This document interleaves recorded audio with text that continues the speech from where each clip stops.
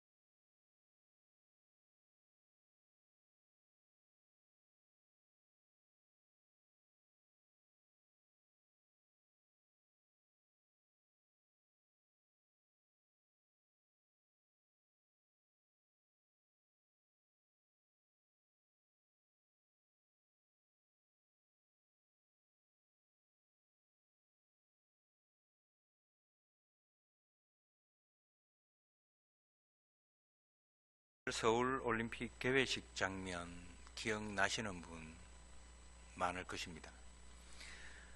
우리를 에워싸고 있는 이념의 벽과 분단의 벽, 또 빈부의 벽, 그 벽들을 부수는 태권도 공연이 펼쳐졌죠. 그리고 그 담들이 부서진 자리에서 새싹이 돋아나는 퍼포먼스가 연결이 되었습니다.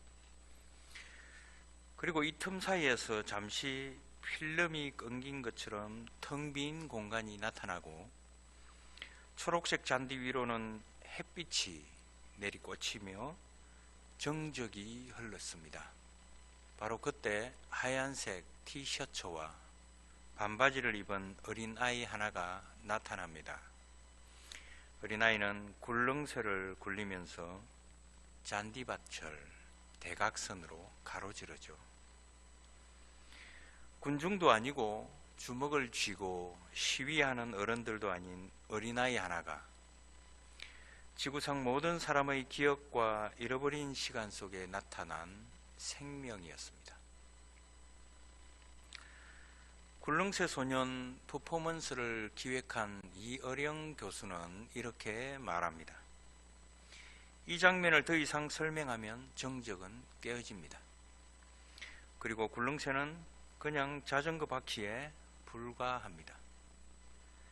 햇살이 너무 눈부셔서 잠시 환각에 빠진 것 같은 순간으로 그 정적을 재현한 것 뿐입니다.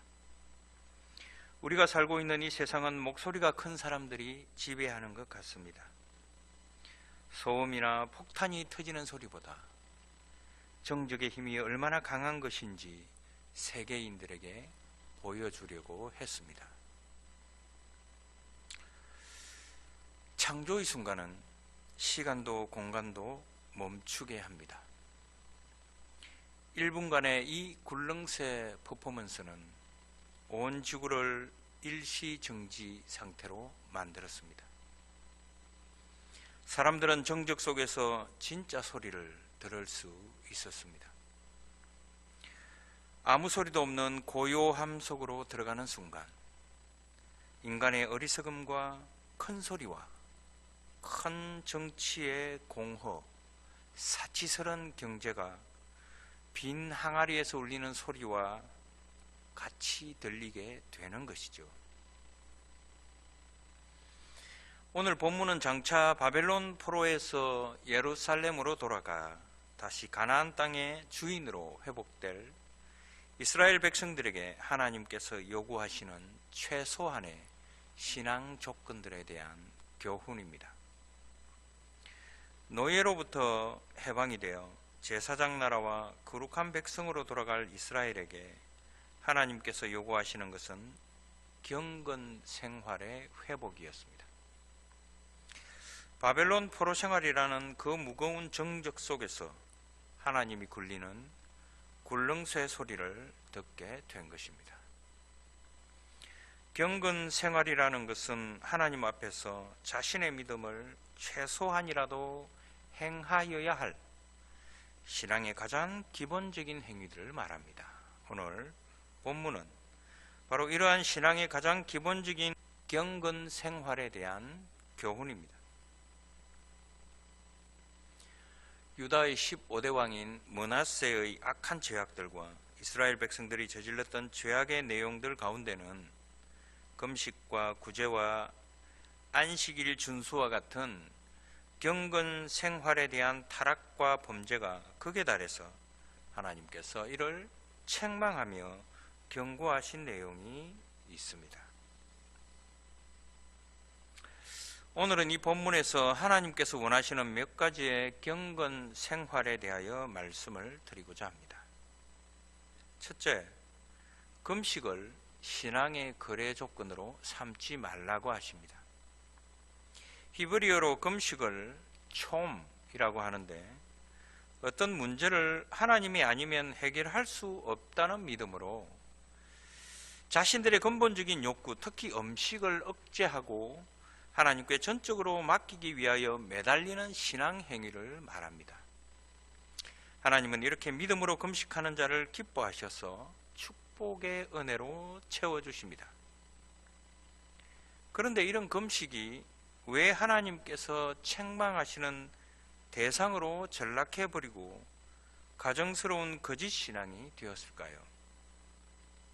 그것은 첫째, 외식적인 금식을 했기 때문입니다. 외식이란 겉으로만 번지르르하고 실속이 없는 것을 말하죠. 금식한다고 사람들에게 알리고 베옷을 두르고 머리를 늘어뜨리고 죄를 뒤집어 쓰고 사람들 앞에 처량한 모습으로 돌아다니는 행위를 외식이라고 합니다. 두 번째, 금식이 가증하게 된 이유는 형식적으로 했기 때문입니다. 형식만 갖추고는 실제로는 금식과는 아무 상관없는 행위를 하는 자들의 금식의 겉모양을 말하는 것이죠. 세 번째로, 이기적인 금식을 했기 때문에 책망을 받았습니다. 마태복음 6장 16절 말씀에 금식할 때에 너희는 외식하는 자들과 같이 슬픈 기색을 보이지 말라. 그들은 금식하는 것을 사람에게 보이려고 얼굴을 흉하게 하느니라 라고 하셨습니다. 주님이 보시도록 금식하고 주님이 알아주시도록 금식하는 행위는 자기만을 위한 가장 이기적인 금식이라서 하나님의 관심을 얻지 못합니다. 하나님께서 기뻐하시는 금식은 첫째, 흉악의 결박을 풀어줍니다. 둘째, 멍에의 줄을 끌어줍니다. 세 번째, 압제당하는 자를 자유케 하고요. 네 번째, 억압받는 자의 멍에를 꺾어줍니다. 두 번째로 하나님께서 원하시는 경건 생활은 구제를 신앙의 장식품으로 삼지 말라는 것입니다. 7절을 보시면 또 줄인 자에게 내 양식을 나누어 주며 유리하는 빈민을 집에 들이며 헐벗은 자를 보면 입히며 라고 하십니다. 구제는 하나님을 믿는 백성들에게는 필수적이고 의무적인 행위여야 한다는 말씀입니다. 예수님께서도 마태복음 6장 2절에서 구제할 때에 외식하는 자가 사람에게서 영광을 받으려고 회당과 거리에서 하는 것 같이 너희 앞에 나팔을 불지 말라 라고 하셨습니다. 외식적인 구제를 책망하시는 거죠. 하나님께서는 참된 구제를 하면 다음과 같은 축복을 하신다고 말씀하십니다. 첫째, 너희의 빛이 아침같이 비칠 것이다. 두 번째, 너희의 치료가 급속하게 이루어질 것이다. 세 번째, 너희 의는 내 앞에 나타나고 하나님의 영광은 뒤에서 호위할 것이다. 네 번째, 내가 부르면 바로 응답해 줄 것이고 부르짖으면 바로 나타날 것이다. 아멘. 세 번째로 하나님께서 원하시는 경건 생활은 안식일을 지키는 것을 신앙의 이력으로 삼지 말라는 것입니다. 안식일 교훈은 이사야 56장에서도 다루고 있죠. 이스라엘 백성들이 바벨론 포로로 끌려가서 70년을 사는 동안 가장 지키기 어려웠던 생활이 곧 안식일이었을 것입니다. 노예 신분으로 주인 허락도 없이 안식일이라고 온전히 쉰다는 것은 있을 수 없는 일이죠. 이렇게 많은 시간이 지나가는 동안 안식일을 지키지 못하게 되는 것은 자연스러운 일입니다. 그러나 다시 예루살렘으로 돌아가야 할 귀환의 역사 앞에 서게 된 것입니다. 다시금 제사장 나라와 거룩한 백성으로 거듭나게 되었습니다. 그렇게 하기 위해서는 신앙의 기본적인 경건 생활을 바르게 시작해야 합니다. 그 중에서도 안식을 지키는 것은 경건 생활의 첫 관문이었습니다. 하나님은 안식일을 지킬 때 금해야 할 명령을 세 가지를 주셨습니다. 첫째는 발을 금하여 내 길로 행치 말라는 것입니다. 외출하는 것, 장사하는 것, 마음대로 행하는 것을 금하라는 거죠. 두 번째는 오락을 구하거나 행하지 말라고 하십니다. 자기 자신의 기쁨을 위한 오락이나 행락은 금하라는 것이죠. 세 번째는 사사로운 잡담이나 패설을 금해라 라고 말씀하십니다. 안식일은 말 그대로 하나님을 찬양하며 경배드리며 편히 쉬는 날입니다. 이날은 하나님을 위해 바치는 날입니다. 하나님과 교제하는 날입니다. 하나님의 뜻을 이루는 날입니다. 결코 사사롭게 쓰거나 세상적인 더러운 말들은 입 밖에 내서는 안 되는 거룩한 날입니다. 안식일은 하루로 치면 한낮에 해당됩니다. 한낮은 존재의 절정입니다. 한낮에는 그림자가 사라지고 지푸른 잔디에 햇볕이 꽉 찹니다. 사람들로 떠들썩할 때는 보이지 않던 햇볕이 텅 비면 보입니다. 사마란치 IOC 위원장이 세울이라고 외치던 순간 굴릉새는 굴러가기 시작했고 그 이후로 8년간 한국은 고층 빌딩을 건설하고 놀라운 경제 발전을 이뤘습니다. 그때까지만 해도 외국인들의 눈에 비친 한국의 이미지는 그다지 밝지 않았습니다. 한국하면 전쟁 고아와 분당국의 이미지를 떠올리는 경우가 대부분이었습니다. 한국의 삐쩍 마른 전쟁 고아는 풀리처 수상작의 단골 피사체였고 한국은 언제 전쟁이 터질지 모르는 불안한 나라였습니다.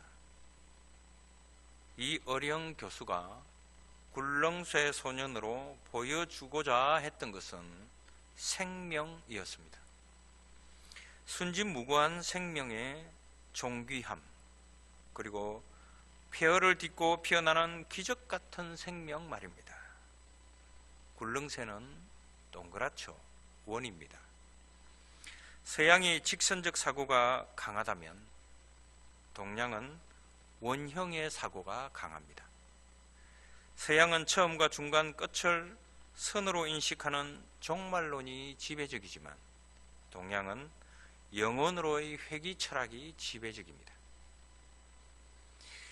이스라엘 백성들이 바벨론 포로가 되어 낯선 이국 땅에서 앞과 뒤에 구분이 없는 언제 끝날지도 모르는 다람쥐 쳇바퀴 같은 그런 삶을 살았다면 폐허로 변하여 텅 빈 예루살렘을 햇볕 찬란한 시온성으로 회복시키는 하나님께서 전능하신 굴릉새를 굴려 이스라엘 백성들의 기억 우물 속 깊이 저장되어 있던 경건과 신앙을 다시 끄집어내시는 위대한 굴릉새의 여정으로 우리를 초대하고 계시는 것입니다.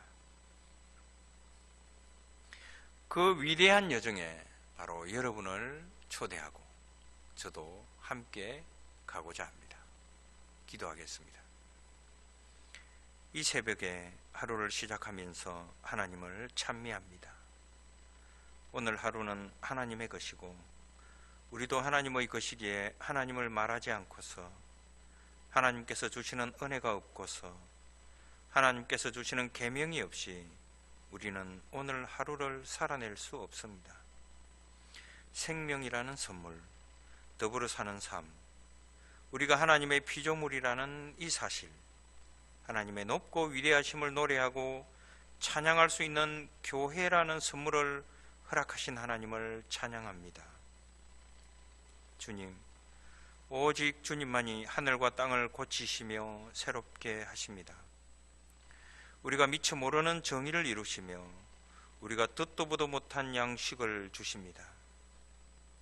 갇힌 자를 자유롭게 하시고 보지 못하는 이의 눈을 뜨게 하십니다. 우리를 일으켜 세워주시고 살펴보시고 지켜주십니다. 하나님의 통치는 영원하십니다. 하나님께서 그렇기 때문에 우리도 그렇게 되기를 소원합니다. 그러나 우리는 하나님을 온전하게 신뢰하지 못합니다. 권세 있는 자, 물질이 많은 자, 자리가 높은 자를 추앙합니다. 그리고 하나님께서 기뻐하시지 않는 목표를 세웁니다. 우리는 우리 자신에게만 몰두합니다. 움켜진 작은 권력을 잃을까봐 두려워하고 초조해하고 헛된 일에 힘을 쓰고 머리를 굴립니다. 하나님은 그럴 때마다 우리를 건지십니다. 고치시고 새롭게 하시는 하나님을 만납니다. 기존의 질서를 무너뜨리고 정의로운 삶의 기회를 주십니다. 주님은 우리가 하는 모든 일이 비겁하고 부족하고 모자람에도 불구하고 주님의 일을 하십니다. 너그럽게 베풀어 주십니다. 주님 감사드립니다. 예수님의 이름으로 기도드립니다. 아멘. 하늘에 계신 우리 아버지의 이름을 거룩하게 하시며 아버지의 나라가 오게 하시며 아버지의 뜻이 하늘에서와 같이 땅에서도 이루어지게 하소서. 오늘 우리에게 일용할 양식을 주시고 우리가 우리에게 잘못한 사람을 용서하여 준 것 같이 우리 죄를 용서하여 주시고 우리를 시험에 빠지지 않게 하시고 악에서 구하소서. 나라와 권능과 영광이 영원히 아버지의 것입니다. 아멘.